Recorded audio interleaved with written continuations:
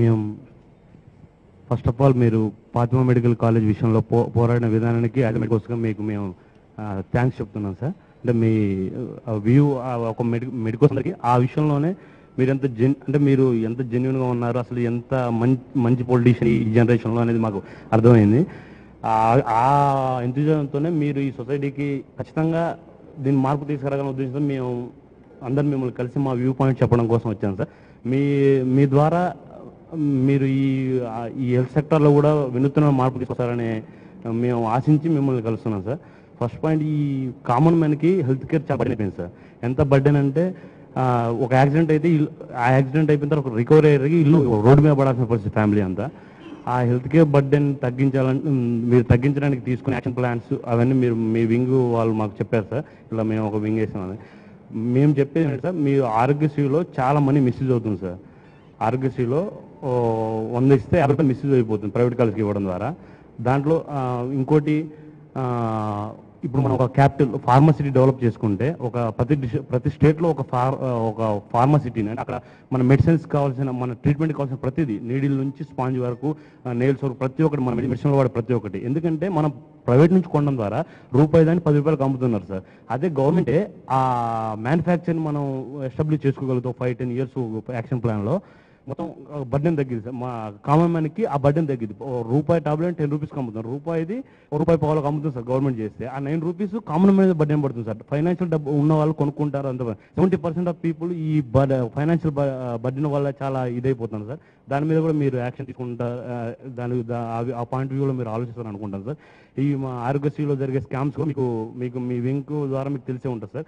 దాంట్లో మీరు ఏ action plan తీసుకోవాలని మాకు కొంచెం చెప్తారా, అంటే మీ యాక్షన్ వ్యూని వివరిస్తాను అనుకుంటాను సార్. అది ఈ 2 పాయింట్స్ మీకు. బేసిక్గా సర్జరీకి ఒక సర్జరీ చేస్తే కాటన్ నుంచి నేల్స్ వరకు చాలా ఉంటుంది సార్. అది బయట వేరే కంపెనీ, ప్రైవేట్ కంపెనీలు కొనడం ద్వారా వాళ్ళు 10 అంటే 10, 20 అంటే 20 కొంటారు సార్. అది మన గవర్నమెంట్ మ్యానుఫ్యాక్చర్ చేస్తే, ఆరోగ్యశ్రీకి ఆ మ్యానుఫ్యాక్చర్ చేసిన ఉపయోగిస్తే గవర్నమెంట్కి బడ్డెన్ తగ్గిద్ది. ఈ ఫార్మసీ డెవలప్ చేయడం వల్ల లోకంలో ఉన్న యూత్కి ఉపాధి దొరుకుతుంది సార్. అలా ప్రతి స్టేట్ ఒక క్యాపిటల్ సిటీ, ఇప్పుడు ఏలూరు ఎంచుకున్నాం అనుకోండి సార్. ఏలూరులోనే డ్రగ్ వాడే మాత్ర నుంచి, వాడే ట్యాబ్లెట్ నుంచి చివరకు క్లీన్ చేసే కాటన్ మనం మ్యానుఫ్యాక్చర్ చేసుకుంటే ఆ బడ్డెన్ తగ్గుద్ది పాయింట్ ఆఫ్ వ్యూలో మీ అడ్వైజ్ చెప్పాను సార్. అది మీకు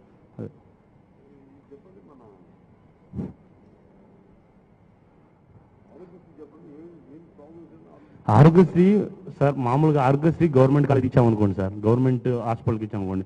ఇప్పుడు మామూలుగా జెన్యున్గా జరిగింది సార్. సార్ ఎలా అంటే సార్, ఇప్పుడు మనం ప్రైవేట్ కాలేజీకి ఆరోగ్యశ్రీ ఇష్యూ చేసామనుకోండి సార్. ప్రైవేట్ కాలేజీకి ఆరోగ్యశ్రీ ఇష్యూ చేస్తే అసలు ఇక్కడ సర్జరీ నీళ్ళు లేకుండా సర్జరీ చేస్తాను సార్. సర్జరీ నీళ్ళు లేకుండా ఆ పేషెంట్కి సర్జరీ చేస్తాను. ఆ 20,000 రూపాయలు మిస్యూజ్ అవుతాయి సార్. అక్కడ సర్జరీతో అంత నీళ్ళు ఉండదు సార్. అంటే అదే గవర్నమెంట్ అనుకోండి, ఆ నీడున్న వరకే చేస్తారు. అందువల్ల ఆ 20,000 రూపాయలు గవర్నమెంట్ బడ్డెన్ తగ్గింది కదా.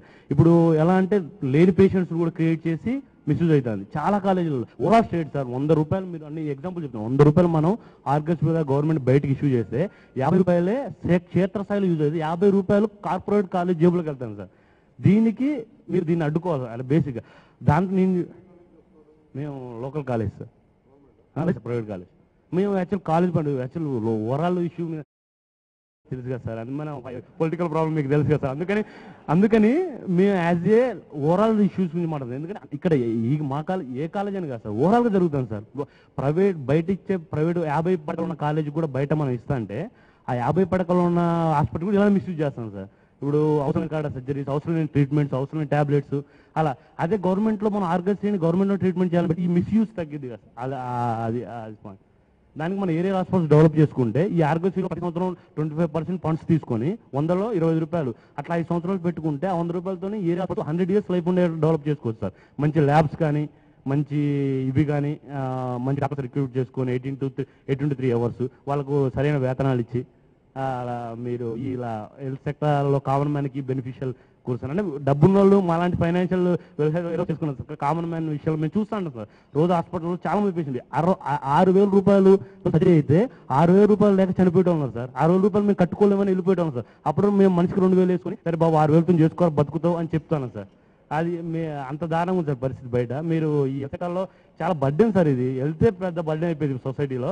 అది చాలా మంది డాక్టర్స్కి ఎలా అంటే వైద్యం నారాయణ హరి, అది మర్చిపోయారు సార్. వైద్యం ఇన్కమ్ హరి, ఇలా అయిపోయారు సార్. అదే మీరు కొంచెం దానికి తగిన చర్యలు తీసుకొని గవర్నమెంట్ హాస్పిటల్స్లో కానీ వేరే దాంట్లో కానీ మీరు మేము మా సొంత ఎంతూజియాజంతో మీకు ఈ చెప్పుకుంటే ఒక వేదిక దొరుకుద్ది అనే ఉద్దేశంతో వచ్చాం సార్. అంతకుమించి సార్ అది ఎంబీబీఎస్ అయిపోయింది సార్. వీళ్ళందరూ second year third year final rank holder.